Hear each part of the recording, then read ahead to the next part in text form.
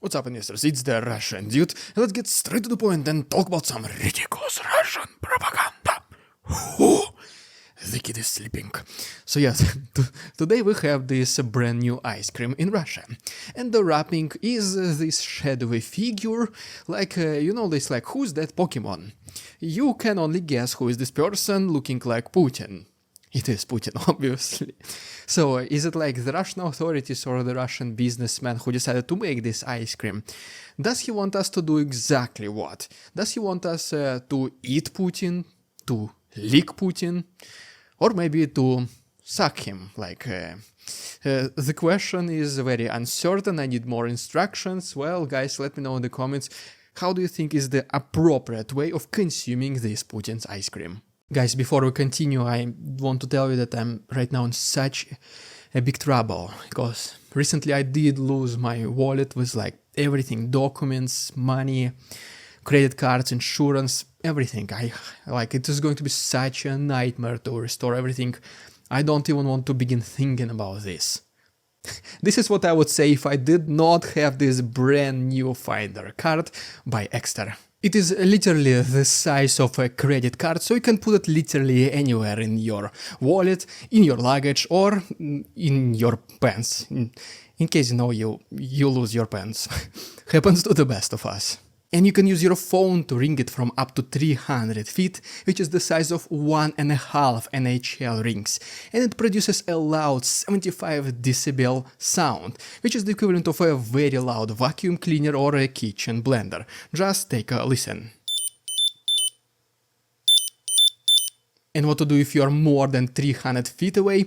Well, in this case you can use the built-in Find My on your phone, and then you can literally track your extra Finder card anywhere in the world. So if you want to obtain this truly irreplaceable device, please go ahead and use my link down below, which is partner.exter.com/TheRussianDude, and apply code DUDE during the checkout. And since Exter right now is running a Father's Day promotion, it will give you a massive 40% discount, so guys, please hurry up, the time is limited. This is a perfect present for your dads, grandfathers, or even just for yourself or anyone else you want. For this, just once again, don't forget to use my link down below, partner.exter/RussianDude, and apply code DUDE during checkout for 40% off. Thank you so much, Exter, for sponsoring this video. Now back to the program. So yeah, now let me give you a brief update from the east of Ukraine. We're gonna talk about Putin deciding to abandon his idea of Kharkiv offensive, and then we're gonna switch our attention to the south, where a top secret Russian military base in the mountains was discovered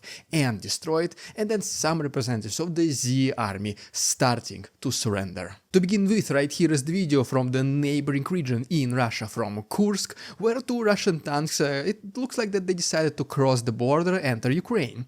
Well, apparently they were immobilized, they were not even towed away by Russians, so Ukrainians were like, okay, so let's deconstruct them completely. Next is the video from Vovchansk, the most intense city in Kharkiv frontline, and as you can see, the city battles, they still continue, though the intensity reportedly reduced recently. And besides Ukrainians and Russians who do fight in this city, also the representatives of anti-Putin forces, such as for example the Russian Volunteer Corps, also recently joined this fight, and they showed us this video. Next is the video from another settlement called Bugravatka, also located along Kharkiv frontline, where Ukrainians are doing everything possible to repel the advancement of Russians, and they do it quite successfully. But if you remember, one of the biggest problems why Russians were able to advance relatively significantly in the first days of this offensive, it is because the defenses of Ukrainians, which were allegedly being fully prepared, were not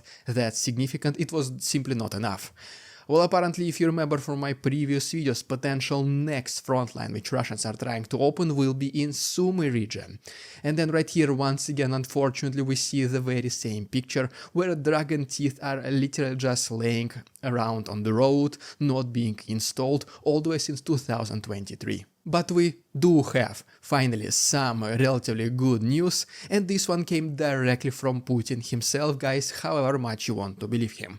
But long story short, he was on this visit in China in the last couple of days, and during and after this visit he did a press conference, and whenever asked about Kharkiv offensive, he did say that Russia is not interested in this city, he does not expect any major developments in this area, he doesn't really care about the city that much. So if we do believe him, pretty much what he is saying is that Russians did abandon the idea of Kharkiv offensive completely, which once again confirms our assumptions. This was just a distraction for Ukrainians. Okay, and now just a last couple of videos from the east before we go to the south, and first of all right here is once again Ukrainian Bradley in action, which is doing its activities along Avdiivka frontline. And ultimately is the video from Crimea, which is almost 30 minutes long of literally GoPro footage of one of Ukrainian soldiers showing the entire offensive by Ukrainians against Russian positions in these Crimea forests.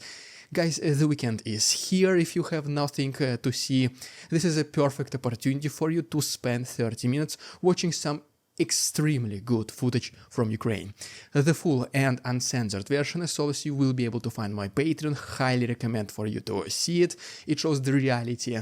And the link to my Patreon, as always, is down below. Okay, now as promised, let's go to the south of Ukraine. But first of all, guys, I also noticed something else. It looks like that 43.8% of you guys watching are still not subscribed to the Russian Dude community. At this point, I mean, this is a little bit of progress from 50%, but still not enough. We need every single person watching being subscribed. So guys, let's do it all together. Take your mouse in your hands, hover over subscribe button, and 1, 2, subscribe. If you did it, thank you so much. And yes, I'm specifically also talking about you, Mike, Matthew, Andrew, Brady, and of course you, Steven. How can I forget you, Steven, right? And don't forget about my second channel, The Russian Dude Investing, where I talk about the stock market news.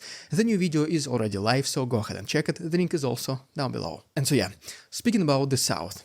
First of all, this last night was the biggest drone attack by Ukrainians, which reportedly used more than 100 of them. And one of the very first videos from the Russian city Novorossiysk, which is literally to the east of Crimean Peninsula. As you can see, reportedly a local electric substation was damaged, but according to the Russian Ministry of Defense, they intercepted everything. Next is the video from Tuapse, also to the east, I would say to the southeast of Crimea, where yet another oil refinery of Russians has been targeted. And yet, just like mentioned previously, more than 100 drones reportedly were used. According to the Ministry of Defense of Russia, they intercepted, get ready for this, every single one of them.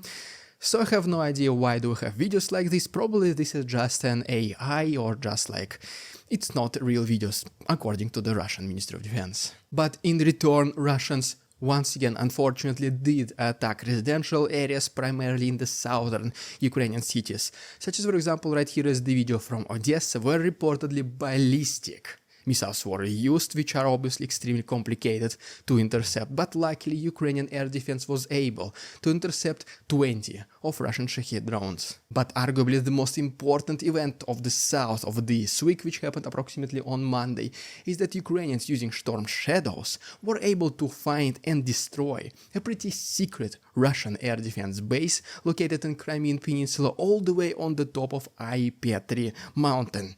But wait, there is more.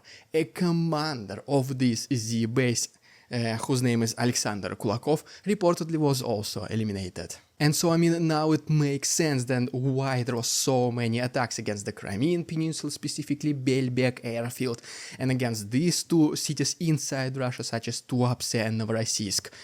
Well, the defenses of Russians, which are located on the Crimean Peninsula, at least temporarily, are, I would say, almost fully disabled. Ukrainians need to take this opportunity and inflict as much damage as possible. But then there is even more good news from the south, specifically from these Kherson islands located on the Dnipro river, and right here is the drone footage which shows a Russian soldier who is holding a poster saying that I love Ukraine, please take me as a prisoner of war, I don't want to fight. So this is just one video of one Russian soldier who is surrendering, which was published by Ukrainian sources, but I'm almost 100% positive that there are way more guys than doing exactly the same.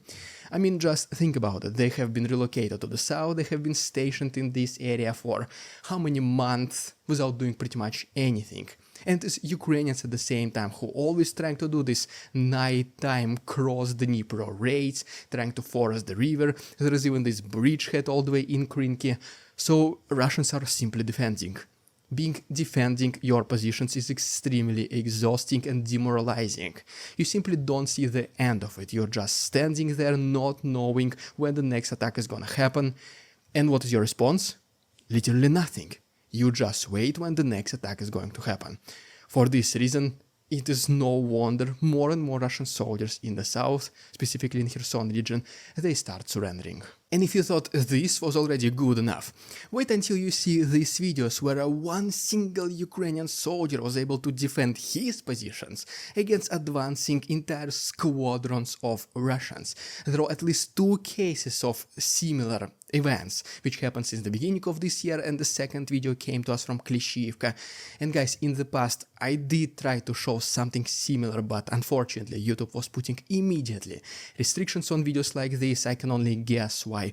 For this reason, if you want to see full and uncensored versions of these 2 episodes when a single Ukrainian is defending against dozens of advancing Russians, they will be included in my extra chapter, which will be exclusive for my Patreon members, as a way of me saying thank you guys for your support.